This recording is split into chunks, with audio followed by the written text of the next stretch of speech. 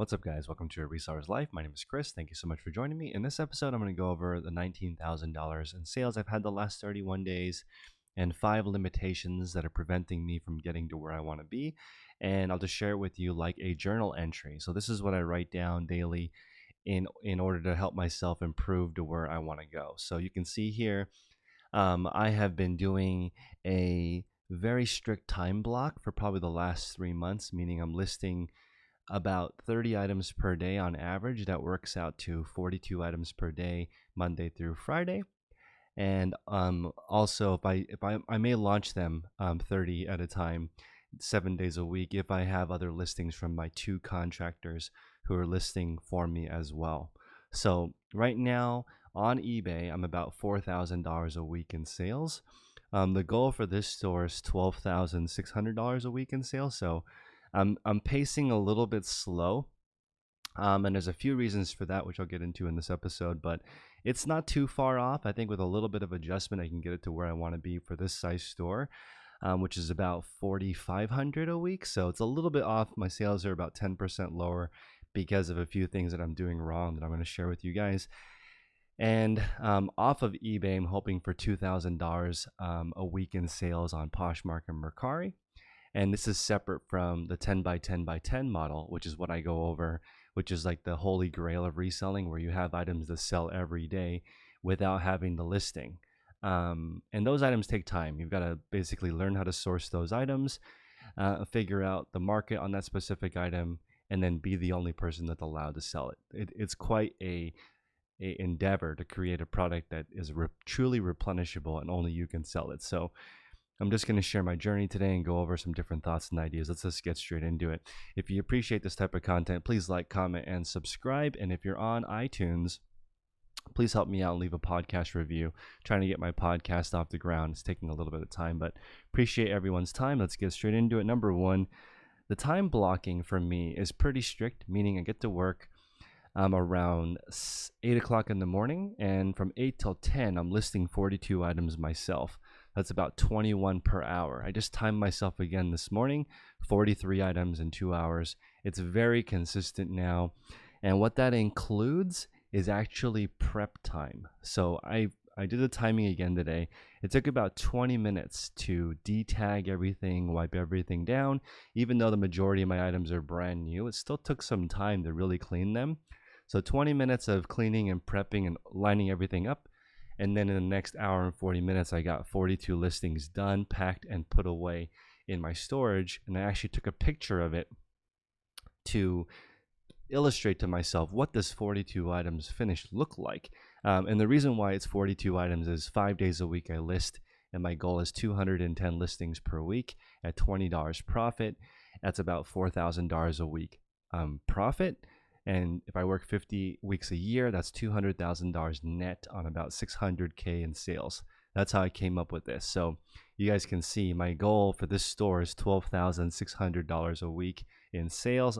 I'm a little under a third of the way there, but I'm about a third of the way there in my store size. So I'm trending about $500 too low, which is around 2 items per day off. So this is about a little over $600 a day in sales, which is about 10 sales. And there are days I have 15 sales, and there are days that I have 8 sales, and not all of my items are above $60. So I'm not quite at the threshold where I want to be. My ASP is still like $52, so not quite there. But I want to get back into my first point, which is my time blocking has been on point. And it starts with listing, then it goes to shipping, and then I added in customer service and buffer time. So instead of handling customer service in the morning, like if there's an issue, I don't handle that until about 11 o'clock because I want to get the shipping and listing done first. That way, my store can keep growing. And I haven't had a negative feedback or revised feedback since handling it about 11 o'clock in the morning. That hasn't been so late that I can't handle an upset customer. So I think it's important to kind of schedule your day that way. If you wake up and start handling customer service problems, it can be 1 o'clock in the afternoon before you start any of the hard work and your brain is already fried. So I moved that to after shipping. Then it's around 12 o'clock by the time I'm done with my store.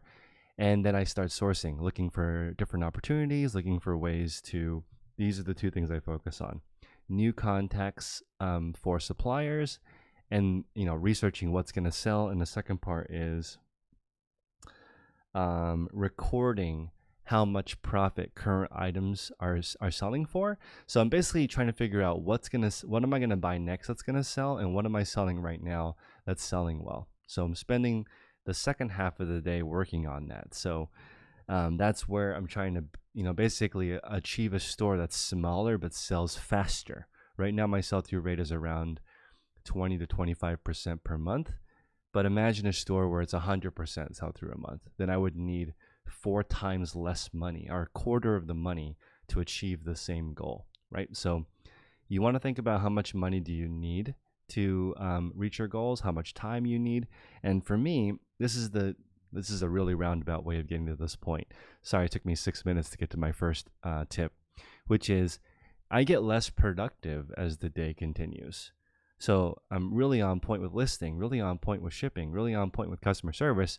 But by noon, I'm kind of spent. I'm not doing a very good job sourcing. So I need to improve that, because that's literally the most important part. If you figure out a steady supply of profitable products, the rest of it is just logistics. And of course, there's a lot of work required with that. And that's why I want to emphasize time blocking, because I heard a statistic like 90% of people would like to lose weight, and about 100% of people would like to earn a little bit more. So why is that? It's because people know what to do, but they're not doing it. And I think it's because knowledge has nothing to do with execution. You have to time block your day and understand your motivation and productivity. And for me, I noticed that by the time the middle of the day is coming around, I've already worked really hard. By noon, I've already put in 6 hours of work, and 6 hours of work and a 1 hour workout by noon. So I'm kind of burned out. So my thoughts are, the one thing that I could do to really move my business forward is actually not do any listing, shipping, or customer service.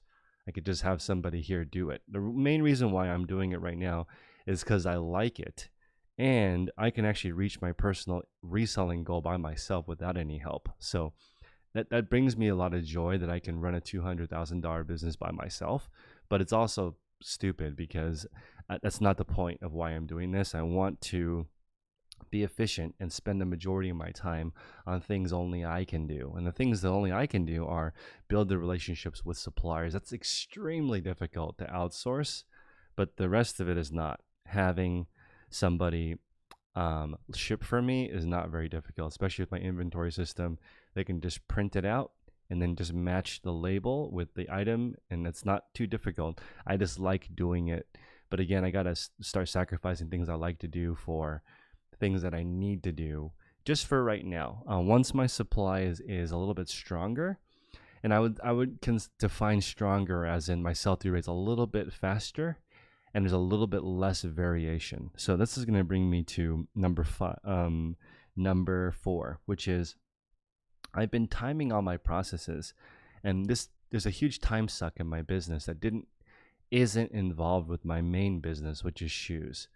Whenever I ship something that's not shoes and has to go out in a box, I'm actually spending 2 to 5 minutes finding a box, making the box the right size, taping it properly, packing the item well, and then shipping it.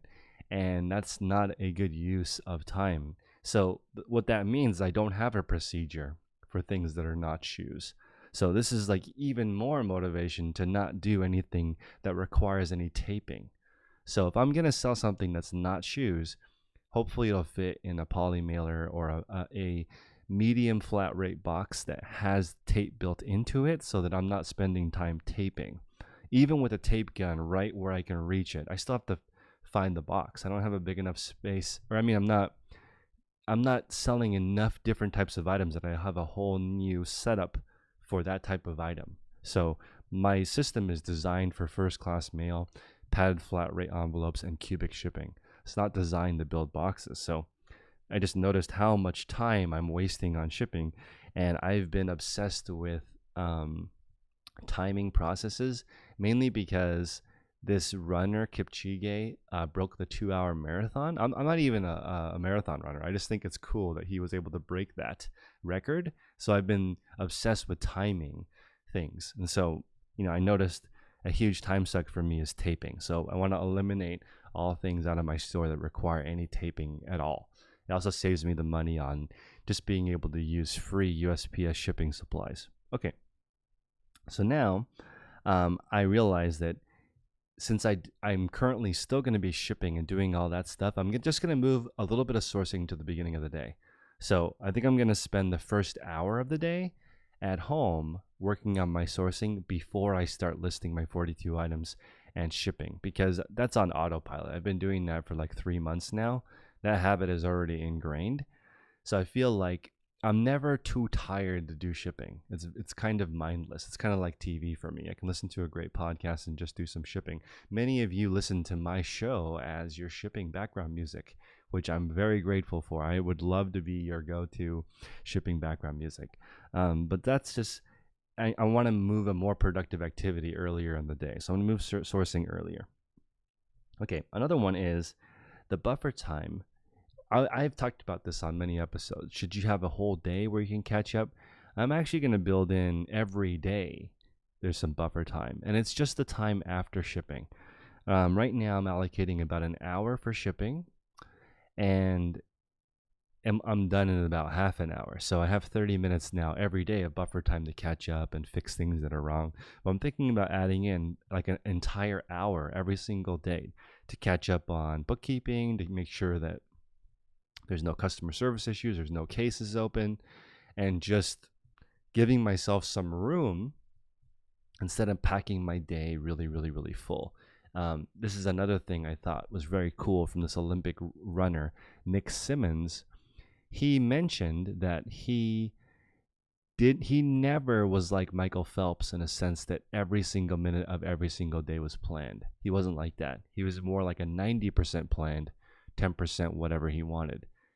And he showed how he was not a talented person, not gifted athletically, but still took fifth in the Olympic Games. He literally became in the top 5 in the world. He's known as the Bison, which is not a good description for a sprinter. It's very clunky the way that he runs, but he just got better by just getting better over a really long period of time. Like something like 15 years in a row, he improved. That's incredible, but makes me realize that he's smart. He didn't build in a day that's start to finish completely full, and that day sounds really crappy actually. If you just were more efficient and left yourself some buffer time, you'd have a life maybe more worth living. So as an example, I was saying by noon already I'm pretty much spent for the day. So what I like to do now is adjust my schedule so that maybe at like 1 or 2 o'clock I'm done, and then I have the rest of the day to rest, and then maybe get to bed slightly earlier, and then just start the day again over. So that's making me realize I maybe need buffer time every single day. Plus, it's a life that's more enjoyable. Yesterday I was able to spend 4 hours cooking, right? Because I just had the whole weekend off. So that's something I would want to continue to improve.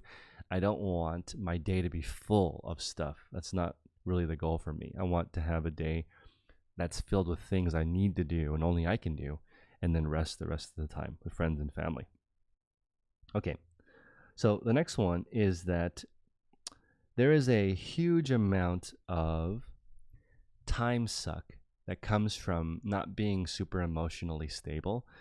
This is going to sound maybe a little woo-woo to some people, but I think this is really important, because if you have anxiety, I definitely have anxiety and depression. I feel like I never have enough stuff done, and I'm not really comparing myself to other people, but compared to the best version of myself, I'm not even close to the best version of myself, and that stresses me out. So at this point, with really limited social media and just focusing on it, really trying to improve my store and myself and my body and my relationships, it's a lot. And after journaling it hardcore, I realized I'm not even like 5% of my potential, right? I could be a way better husband, a way better friend. I could be better at YouTube. My store is about a third. This new store is about a third of where I want to be. My 10 by 10 by 10 is not done, right? There's all these other opportunities. I live in an area in California. In California, we are like, if we were a country, we would be in the top 10. The opportunities here are staggering. Okay, so it stresses me out. I have a lot of anxiety because I feel like there's a lot more of me that's not being fulfilled. And I have automatic thoughts that pop up. You're not good enough. You're not doing this. You're not doing that. It's very destructive. It's not.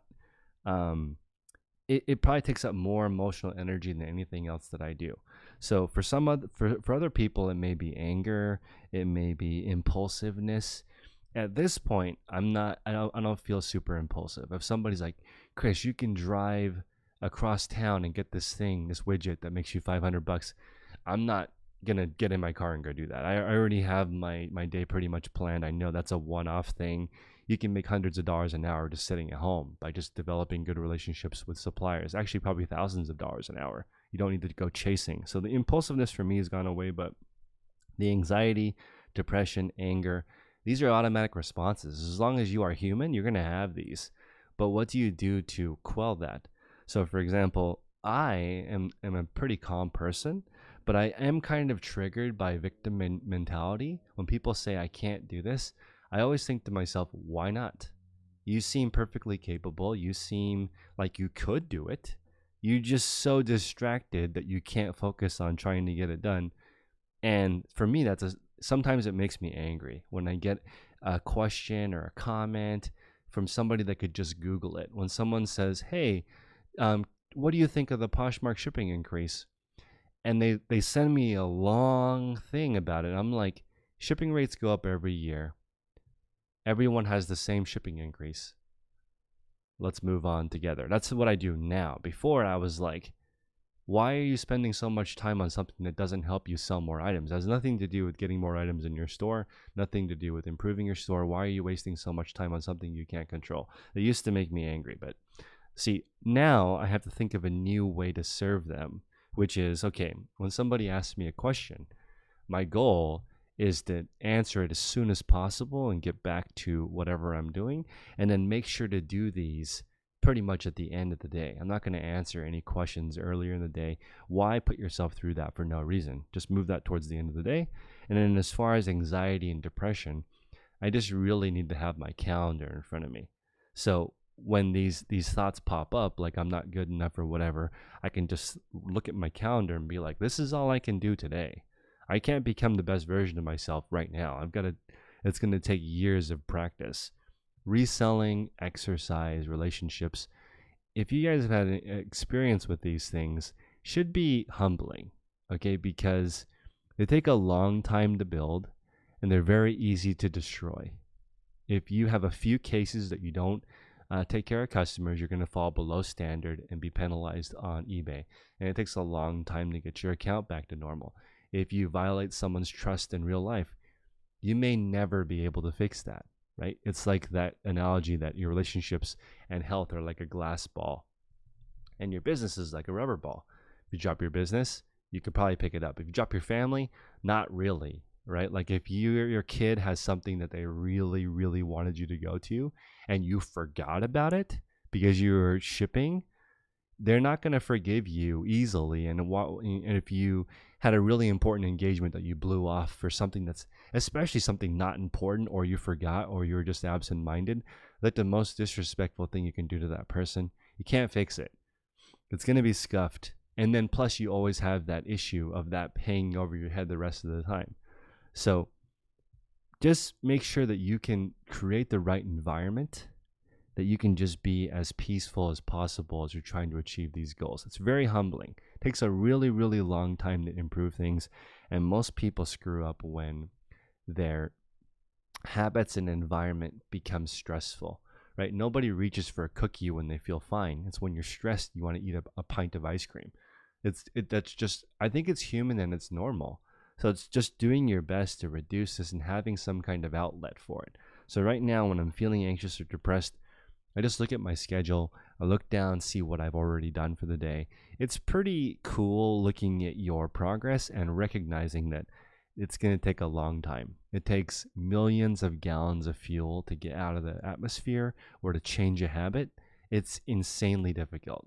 And I really love Ray Cronice. He's the guy that did the 4 Hour Body with Tim Ferriss.